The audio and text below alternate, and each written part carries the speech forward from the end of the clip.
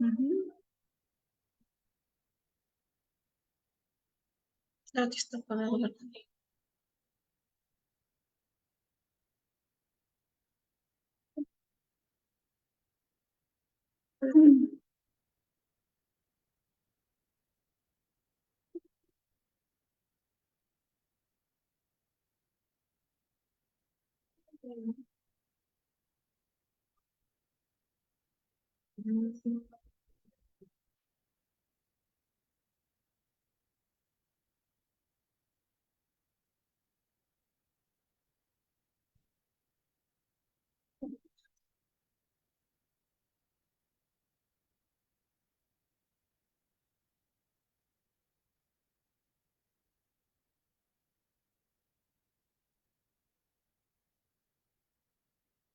Bueno,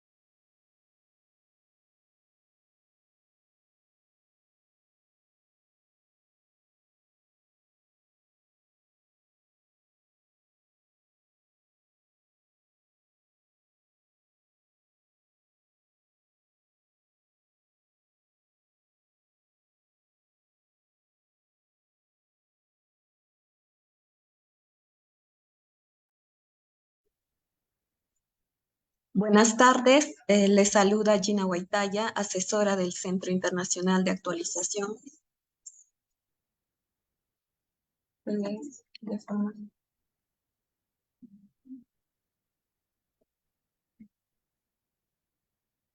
Le agradezco su participación a cada uno de ustedes al Diplomado de Alta Especialización, Fisioterapia Respiratoria. Iniciaremos con el módulo 1 de Fisiopatología Respiratoria. Estará a cargo del ponente Cristian Cárdenas Moreno. Para el buen desarrollo de la ponencia les dejo algunas recomendaciones. Por favor, mantener sus micrófonos y cámaras apagadas, a menos que el ponente lo solicite. Eh, para los asistentes que desean solicitar la clase grabada, más el material de estudio, más la certificación, les dejaré los números en el chat. Cualquier duda o consulta, el ponente responderá al final de la sesión. Buenas noches, doctor Cristian Cárdenas Moreno. Le doy el pase a su ponencia. Buenas noches, Gina. Muchas gracias por la invitación en la noche de hoy. Un placer, me presento. Mi nombre es Cristian Cárdenas, soy oficial retirado de la Marina de Guerra aquí en Colombia, de la especialidad de Sanidad Naval. Tengo dos carreras en el área de la salud, una en enfermería, otra en radiología. Cuento con un diploma en medicina táctica, salud operacional, en radiología forense, en salud pública y en docencia y didáctica universitaria. Bien, sin más preámbulos, voy a dar inicio a la capacitación propuesta. Interrogo si el audio es bueno. ¿Me escuchan bien? ¿El audio es adecuado? Sí, licenciado. Bien. Vale, perfecto, gracias. Sí, doctor, se le escucha bien. Vale, te agradezco, muy amable. Bien, a continuación vamos a dar inicio. Las diapositivas se ven claras. ¿Son buenas? ¿La calidad es buena? ¿La alcanzan a apreciar bien? Sí, sí, sí. Listo, perfecto. Bueno, fisiopatología respiratoria. Decimos entonces, ¿no?, que el sistema respiratorio dentro de la fisiopatología va a tener en cuenta tres conceptos básicos: la ventilación y mecánica respiratoria, el intercambio y transporte de gases y la regulación de la respiración. El sistema respiratorio es importante tener en cuenta que este se divide en una zona respiratoria, donde el sitio del intercambio de gases entre el aire y la sangre, y la zona de conducción, así como el intercambio de gases entre el aire y la sangre, la cual va a ocurrir dentro de los alvéolos respiratorios, lo cual da la facilidad, ¿ya?, de poder permitir y dar el paso de la difusión de gas. Dentro del aparato respiratorio tenemos en cuenta estructuras muy importantes como lo son la faringe, la tráquea, el pulmón, la laringe, la fosa nasal y la cavidad nasal, así como los bronquios y los bronquiolos, que tienen un papel importante dentro del intercambio gaseoso. Para el proceso respiratorio, decimos entonces que la ventilación pulmonar tiene en cuenta la inspiración y expiración. Dentro del intercambio gaseoso, este se realiza entre el aire y la sangre. El transporte de los gases, el cual se va a realizar netamente, ¿ya?, en el líquido sanguíneo, y el intercambio gaseoso, ¿ya?, el cual se realiza entre la sangre y los tejidos. ¿Cuáles son las funciones específicas del aparato respiratorio? Primero que todo, distribuir el aire, realizar el intercambio entre oxígeno y dióxido de carbono, lograr filtrar, calentar, humidificar el aire que respiramos, la regulación del pH, reteniendo o eliminando dióxido de carbono, la regulación de la temperatura por pérdida de agua, la conversión o producción de hormonas dentro del pulmón y la producción del sonido. Esto también juega un papel relevante, ya, en la producción del sonido y el lenguaje oral. Es por ello importante tener en cuenta que en el momento en el que el médico solicita administrar oxígeno a través de una cánula respiratoria, ya lo más sano, ¿ya?, y lo menos traumático es siempre usar el humidificador. ¿Listo? Porque hay veces que lo ponen de manera directa, pero pues el aire va a entrar de forma inmediata realizando un cambio brusco, ¿ya?, y en esta mucosa que es tan sensible, el hecho de no humidificar el aire, pues puede generar, ¿ya?, algún tipo de lesiones internas e incomodidad para el paciente. Por eso lo más sano es que siempre se realice ya con un humidificador. Bien. Para el concepto de respiración, decimos entonces ya que la respiración celular tiene en cuenta la interacción intracelular del oxígeno con moléculas para producir dióxido de carbono. Dentro de la respiración externa, va a tener en cuenta movimientos de gases entre el ambiente y las células del organismo, y este se va a llevar a cabo por los sistemas tanto respiratorio y circulatorio, al cual nos vamos a referir a partir de este momento. Dentro de las etapas de la respiración, vamos a tener en cuenta y vamos a resaltar las siguientes. Se encuentra el intercambio de aire, el cual se realiza entre la atmósfera y los alvéolos pulmonales. ¿Ya? Este recibe el nombre de ventilación.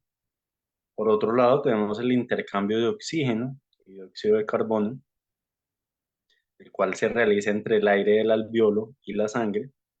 Tenemos el transporte de gases dentro de la sangre, ¿ya? El cual va a recibir el nombre de circulación pulmonar y sistemática. Y tenemos, por otro lado, el intercambio de oxígeno y dióxido de carbono entre la sangre y las células. ¿Qué etapas importantes tiene en cuenta la respiración? Entonces, primero que todo, la ventilación. Como segundo paso, el intercambio de oxígeno y dióxido de carbono. Como tercero, el transporte de oxígeno y de dióxido entre los pulmones y los tejidos. Y finalmente, el intercambio de oxígeno y dióxido de carbono entre la sangre y los tejidos. Para la anatomía del sistema respiratorio, vamos a tener en cuenta la zona de conducción, la cual tiene la finalidad y objetivo de calentar, limpiar y humedecer. Hay que tener en cuenta entonces que dentro de las principales estructuras ya también está rodeada de músculos, ya como lo suele ser el diafragma, y de otro tipo de estructuras importantes ya dentro de la caja torácica, la cual tiene el objetivo de proteger los pulmones, ya de proteger estos órganos tan preciados que encontramos dentro de ¿Y la qué cavidad más? torácica, siendo una estructura sólida, ya que va a permitir que pues aquellos traumas ya no vayan a generar lesiones de forma directa. Dentro de la zona respiratoria, importante tener en cuenta la función del intercambio de gases. Como vías respiratorias, estas vamos a dividirlas en dos. Se encuentra la zona de conducción y la zona de respiración. ¿Listo? Dentro de la zona de conducción, entonces tenemos en cuenta todo lo que es la laringe, la tráquea, posteriormente los bronquios primarios y los bronquios secundarios. Por otro lado, dentro de la zona de respiración, ¿ya? Vamos a tener en cuenta los alvéolos y posteriormente los bronquiolos. La unidad alvéolo capilar es el lugar donde se efectúa el intercambio de gases. En este sitio va a haber una membrana respiratoria. Dentro de la cavidad torácica también juega un papel muy importante, ya las pleuras, las cuales vienen siendo una membrana de doble pared que va a rodear cada pulmón. ¿Listo? Este tipo de membranas se van a dividir en dos, entonces tenemos la pleura visceral y la pleura parietal, ¿listo? Que son unas membranas bastante delicadas, ya, y muy superficiales que recubren el pulmón y las cuales se llenan de aire en el momento en el que hay un hemotórax y un neumotórax, ¿listo? A veces puede haber un neumotórax a tensión, ¿ya? Puede haber una combinación de estos dos patologías importantes. Y dentro de este tipo de situaciones, ya lo que hay que realizar es la descompresión torácica, ¿ya? Entre el tercer y cuarto espacio intercostal, con un catéter o Jericho número 14, ¿ya? O un tipo de bisel, ¿ya? Que tenga aproximadamente unos 10 centímetros mínimo para poder realizar esta descompresión que vendría siendo realizar una incisión, ¿ya? desinflar de cierta manera, realizar un pinchazo dentro de la pleura para poder extraer el aire, ¿listo? Si por cosas de la vida en el momento en el que se está haciendo el procedimiento se tapa el yelco o abocat, que puede suceder, se puede colocar uno secundario, ¿de acuerdo? ¿Ya? Porque a veces suele taparse, ¿ya? Con la eh, producción de sangre, ¿ya? La cual se coagula en algún momento y en este dispositivo, ¿ya? El cual es de un material muy maleable, ya que se puede dejar dar vueltas y moldear, a veces se puede tapar con facilidad. Cada pulmón se encuentra encerrado dentro de un saco pleural de forma independiente. Entonces, vamos a tener el pulmón derecho, el pulmón izquierdo y posteriormente, ya en la zona más distal, vamos a encontrar el mediastino. Bien, decimos entonces que dos órganos de forma cónica alojados en la caja torácica reciben el nombre de pulmón. El derecho, siempre es importante tener en cuenta que este tiende a ser mucho más grande, ¿ya? Y que por su parte cuenta con tres lóbulos separados por cisuras. El izquierdo, por su parte, ya no cuenta con tres lóbulos, sino que cuenta con dos lóbulos, ¿de acuerdo? Es una diferencia bastante importante. Ya muchas veces en radiografías o en ayudas diagnósticas tenemos la duda o la inquietud de poder orientarnos ya dentro de cada una de estas imágenes y esa puede ser un aspecto importante a tener en cuenta. Aunque también no hay que descartar ya que pueden haber inclusive patologías, ya, como tener destrocardia, que es tener el corazón no al lado izquierdo sino el derecho, o tener igualmente los pulmones invertidos en cuanto a número de lóbulos. No es muy usual, pero pues puede pasar. ¿Listo? Bien. Los bronquios, las arterias y las venas pulmonales van a entrar en cada pulmón a través del ilio y continúan dividiéndose de forma posterior. Los bronquiolos terminan en pequeñas vesículas llamadas alveolos y los alveolos se encuentran rodeados por una red de capilares sanguíneos. Este tipo de gases difunden entre ellos. Decimos entonces que la pleura, tanto la visceral como la pleura parietal, se encuentran recubriendo los pulmones, ya los cuales eh, tienen ya en su interior un líquido lubricante, el cual va a recibir por nombre líquido pleural. Para la ventilación pulmonar hay que tener presente entonces que hay dos movimientos objetivos, que es el de inspiración y el de expiración. Decimos que en el movimiento de inspiración ya los músculos intercostales van a proceder a contraerse, las costillas se elevan, el diafragma se contrae y va a tirar los pulmones hacia abajo. La caja torácica, por su parte, va a aumentar de volumen y el aire va a entrar en los pulmones, esto ganando volumen. Es por ello la importancia de inspirar, es decir, de tomar aire, en el momento en que se realiza una radiografía convencional, ¿ya? Para poder divisar la plenitud máxima de cada pulmón. Eso y poder divisar anomalías o patologías que muy seguramente, ya cuando no se realiza este movimiento tan básico, ¿ya? Dentro de la naturaleza, pues se tienden a ver los pulmones mucho más reducidos y a veces no se aprecian todas las patologías que queremos visualizar en su máximo esplendor. Por otro lado, tenemos entonces la expiración. Decimos que los músculos intercostales, ya posteriormente a esto, se van a relajar, entonces ya no se van a contraer, sino que se van a relajar.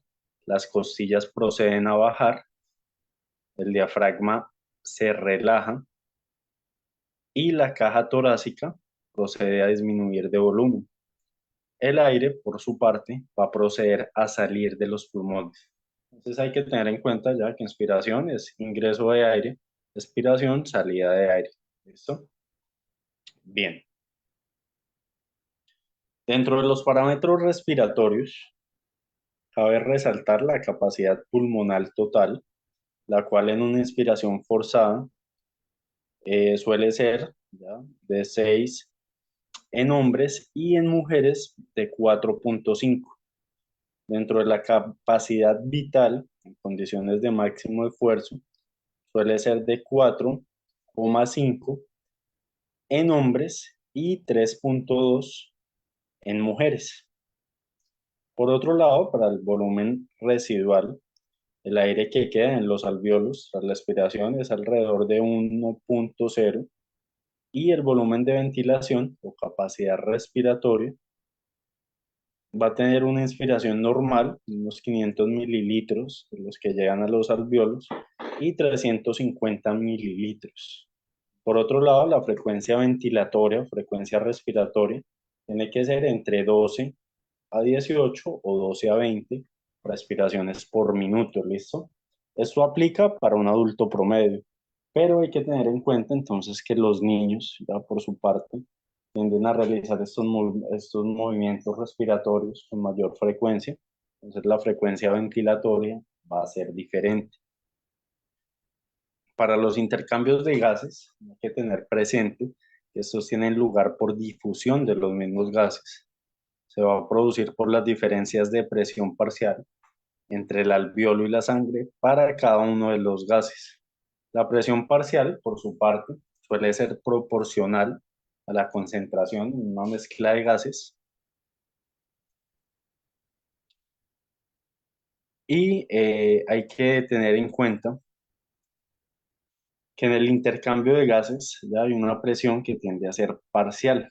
Esto, la presión parcial de gases va a estar directamente proporcional ya a nivel del mar en distintas regiones o partes del organismo de la siguiente manera.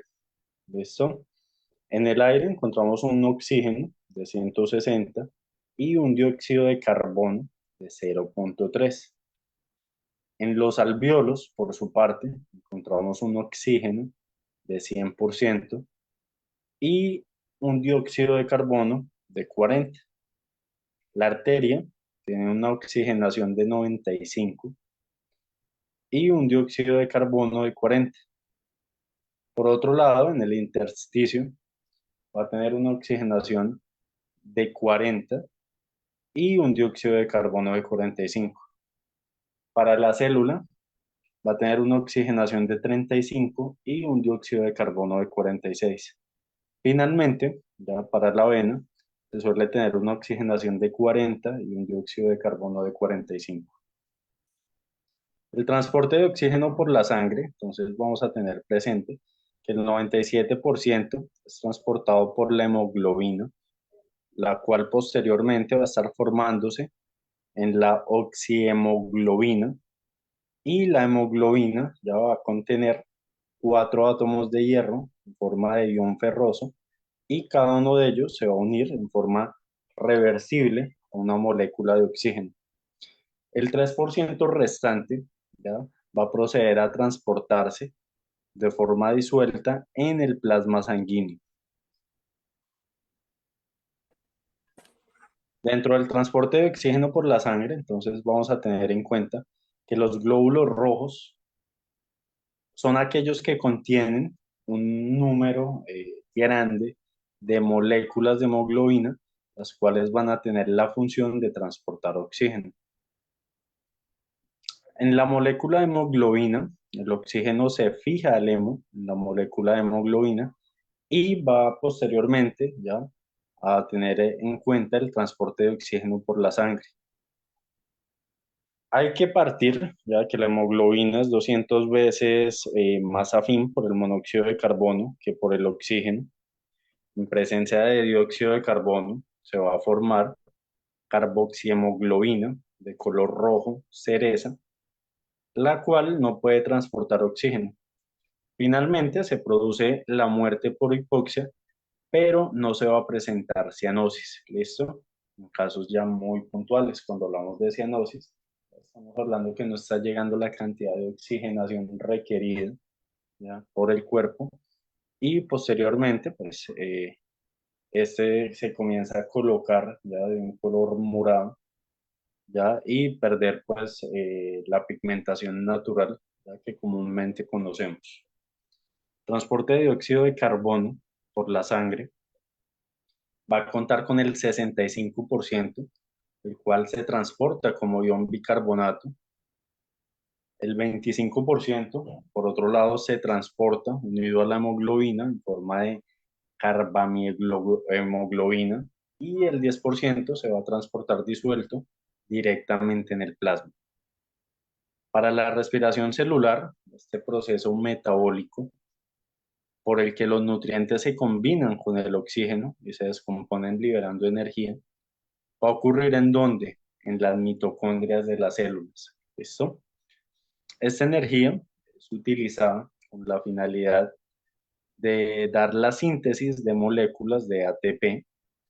El ATP, por su parte, suele ser utilizado para realizar otro tipo de procesos. Dentro de estos procesos está la biosíntesis, encontramos la contracción muscular, entre otras.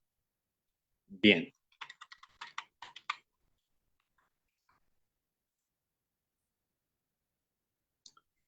hay que tener presente entonces, ya, que el ATP es la molécula que va a tener la finalidad de portar la energía primaria para todas las formas de vida. Dentro de estas formas de vida, vamos a traer a colación todo lo que son bacterias, levaduras, vegetales, células animales, ya las cuales suelen contener adenosis, trifosfato o trifosfato de adenosina. ¿Listo? Que comúnmente nosotros lo conocemos en el medio como ATP. Bien, dentro de la respiración aerobia, el aceptor de los electrones va a tener desprendidos los compuestos orgánicos, donde en el oxígeno va a ocurrir en diferentes etapas. Dentro de estas encontramos la glucólisis, encontramos la oxidación del ácido pirúvico, el ciclo de Krebs, la cadena respiratoria, entre otras.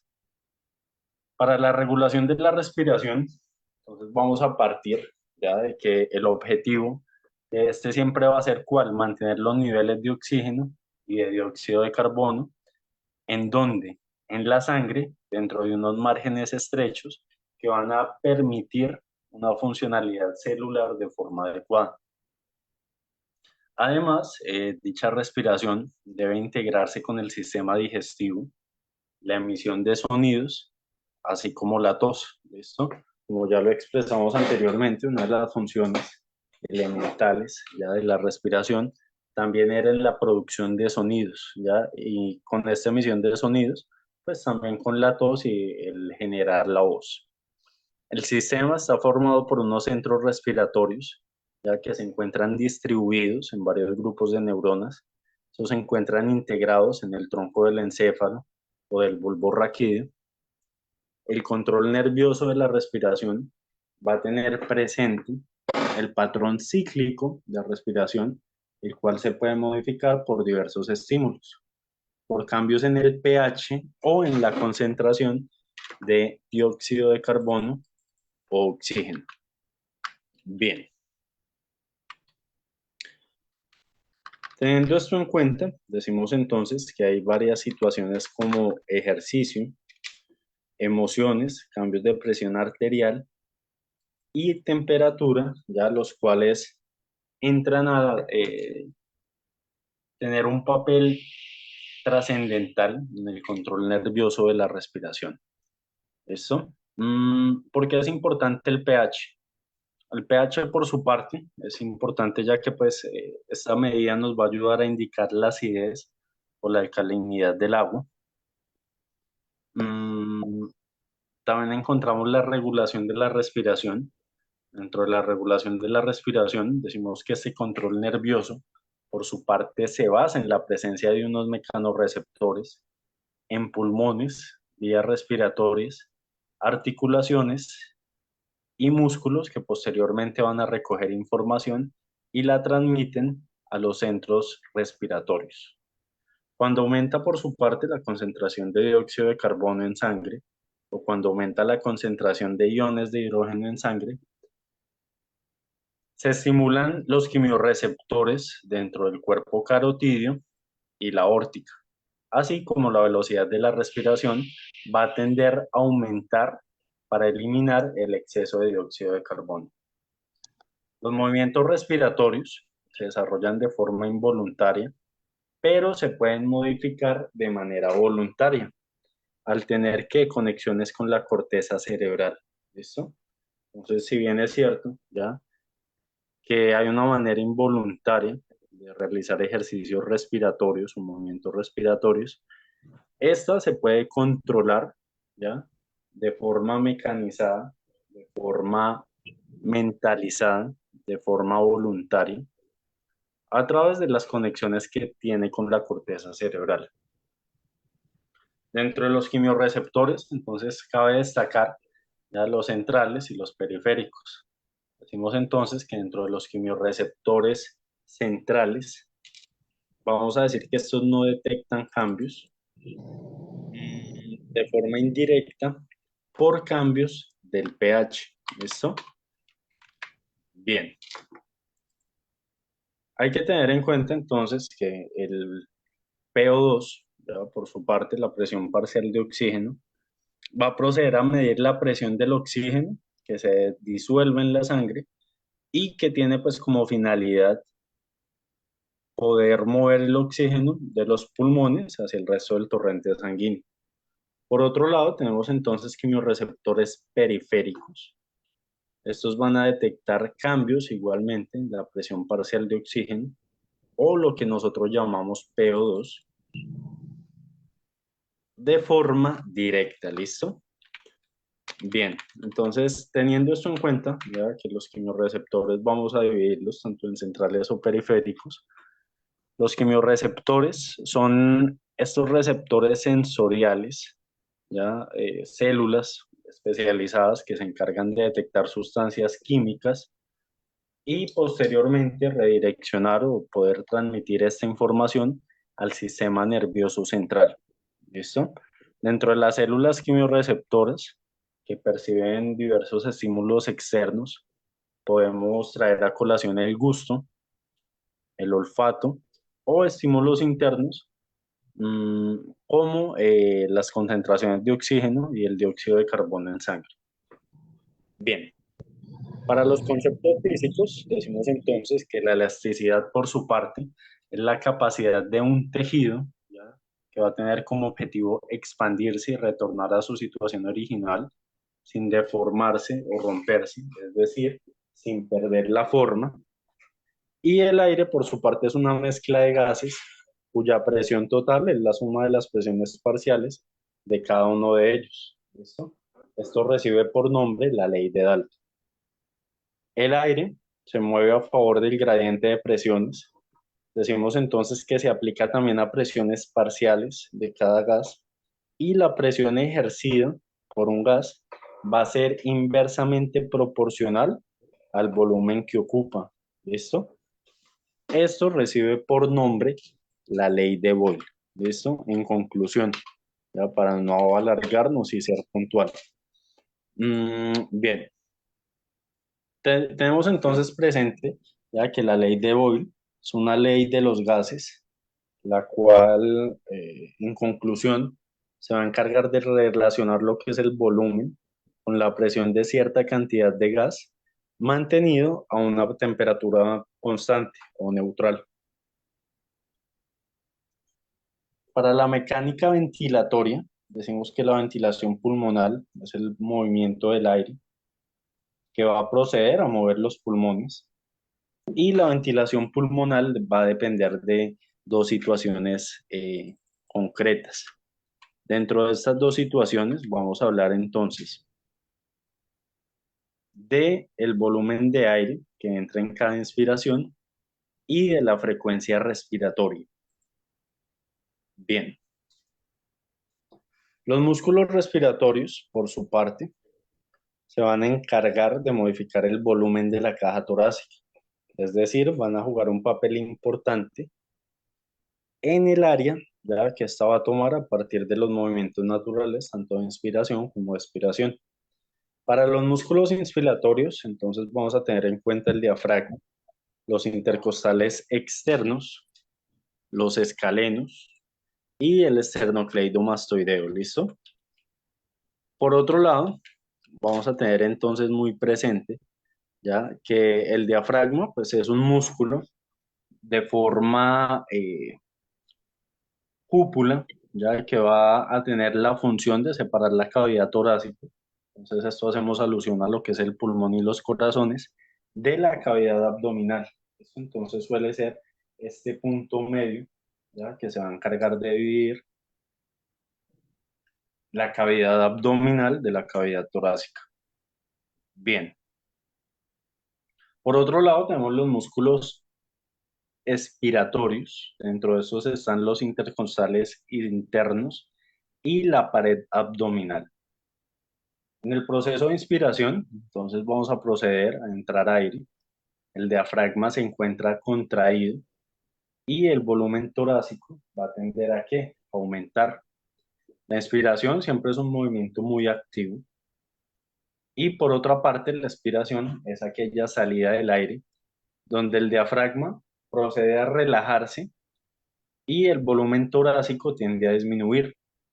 La expiración en general es un movimiento muy pasivo.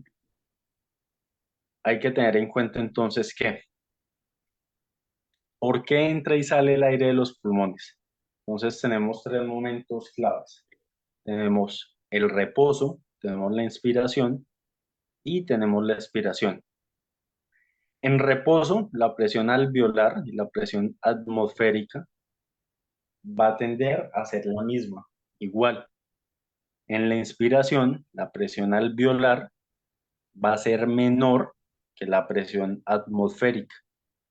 Y finalmente, en la expiración, la presión alveolar va a ser mucho mayor que la presión atmosférica. Eso entonces hay que tener en cuenta estas tres dinámicas ¿ya? Y puntos fundamentales dentro de los movimientos respiratorios.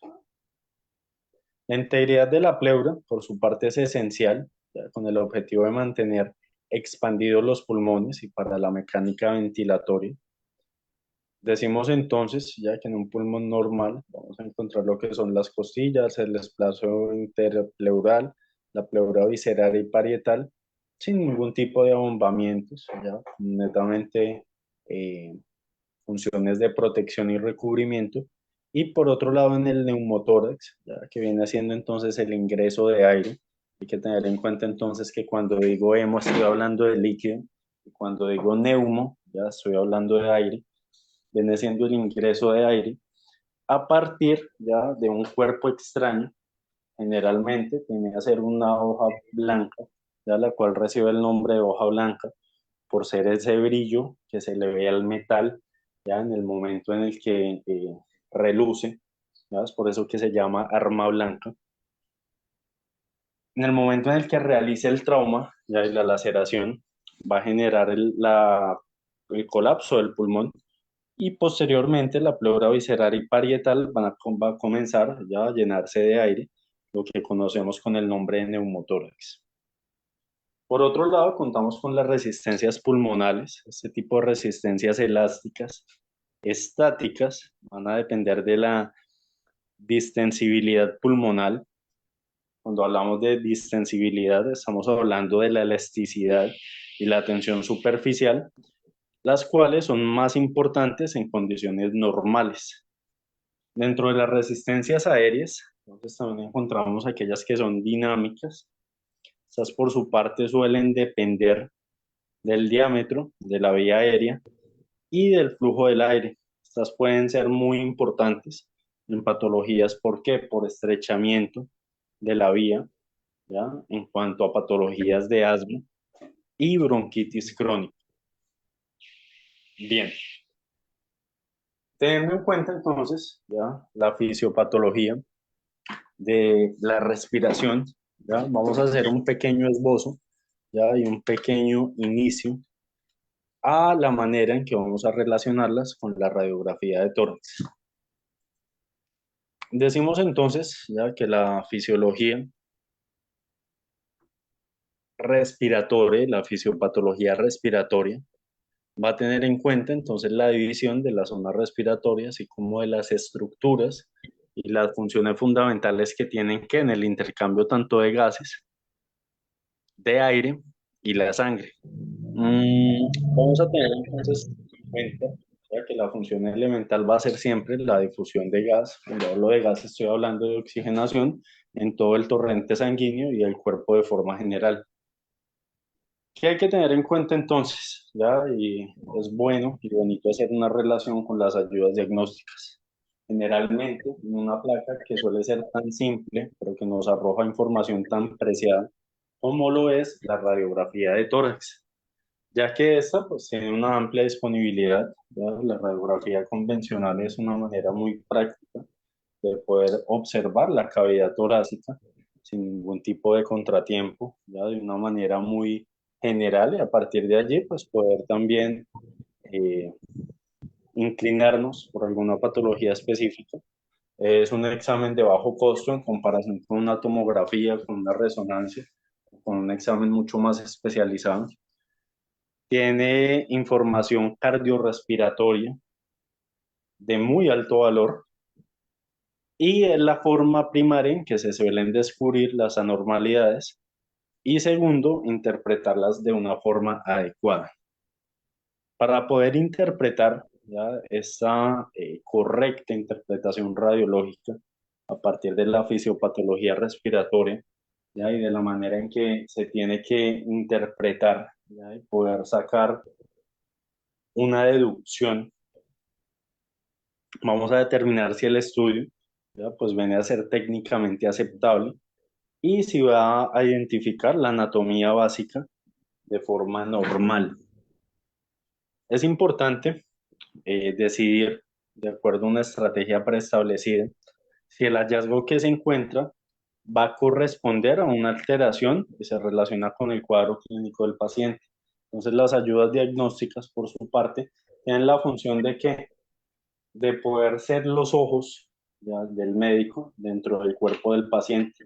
Esto de poder tener la posibilidad de brindar esa información inicial, ya que nos va a dar aspectos claves importantes para poder diagnosticar un paciente. ¿Qué pasos son importantes para alcanzar un diagnóstico correcto? Entonces, para alcanzar un diagnóstico correcto, vamos a tener en cuenta la historia clínica, la edad, el sexo y la ocupación del paciente, así como diferentes hallazgos radiológicos primarios y secundarios. Dentro de las imágenes previas vamos a tener en cuenta entonces los exámenes de laboratorio. Aquí hay que, llamémoslo de esta manera, interpretar y ser bastante minucioso, ¿ya? Identificando pues diversos cambios a nivel ¿qué? A nivel sanguíneo, a nivel estructural, ¿ya? Y a nivel de imagenología para poder entrelazar todas las fichas de un rompecabezas. Es decir, en el momento en el que se va a dar un diagnóstico a un paciente, hay que tener en cuenta cuáles son los cambios internos que nos está arrojando los diferentes componentes sanguíneos, cuáles son los cambios que puedo observar a través de imágenes radiológicas, llámese radiografía convencional, llámese tomografía computarizada, llámese resonancia magnética, mamografía, entre otros sinnúmero de ayudas diagnósticas como ecografías inclusive. Y posteriormente, pues poder entrelazar todo este tipo de alteraciones para, de acuerdo a los signos y síntomas que presente el paciente, pues dar una eh, opinión o conclusión que sea acorde. Cuando hablamos de signos y síntomas, entonces tenemos en cuenta ya que los signos vienen siendo todas aquellas alteraciones que el paciente evidencia y puede expresar. Por ejemplo, un signo puede ser la tos, un signo puede ser el cambio de coloración en la piel, ¿ya? La cianosis. Por otro lado, cuando hablamos de síntomas, estamos haciendo alusión en qué? Hacemos alusión a todo lo que el paciente puede sentir, nos puede expresar, pero nosotros no podemos ver. Por ejemplo, el paciente va a sentir dolor en el pecho, ¿ya? Incomodidad, malestar general, son cosas que yo no puedo medir de forma cuantificada, es decir, de forma numérica, pero puedo tener en cuenta ya la forma en que el paciente me lo exprese. Bien. Mm, preguntas, dudas, inquietudes. ¿Hasta aquí hemos sido claros?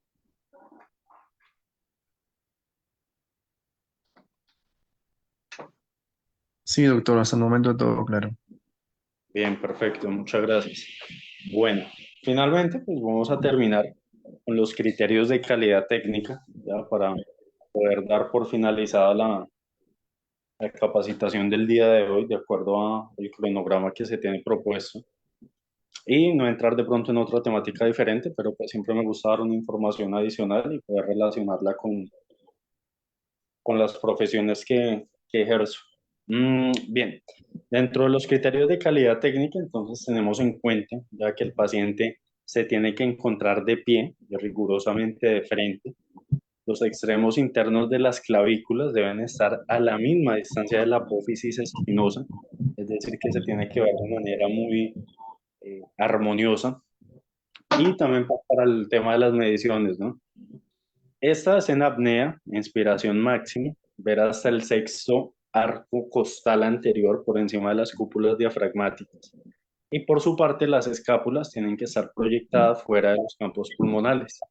Por otro lado, está penetrada a un alto kilovoltaje para ver vasos retrocardíacos y vislumbrar todas aquellas columnas dorsales detrás del mediastino. Esta debe incluir posteriormente todas las estructuras anatómicas nombradas anteriormente. Bien, nuevamente agradecerles por su participación en el día de hoy, por su confianza en el Centro Internacional de Capacitación Profesional. Bien, no hay dudas, no hay preguntas. Ya pregunté hace un momento. Eh, Bien, no siendo más, les agradezco por su participación el día de hoy. Dios los bendiga, les envío un fuerte abrazo desde el país del mejor café, desde Colombia, no sin antes desearles buen viento y buena mar. Dios los bendiga. Les agradezco si por favor me dejan un mensaje a través de el Zoom, ¿vale? Sobre la manera en que ustedes vieron la ponencia, ¿vale? Para mí es importante leerlos. Dios los bendiga y feliz noche.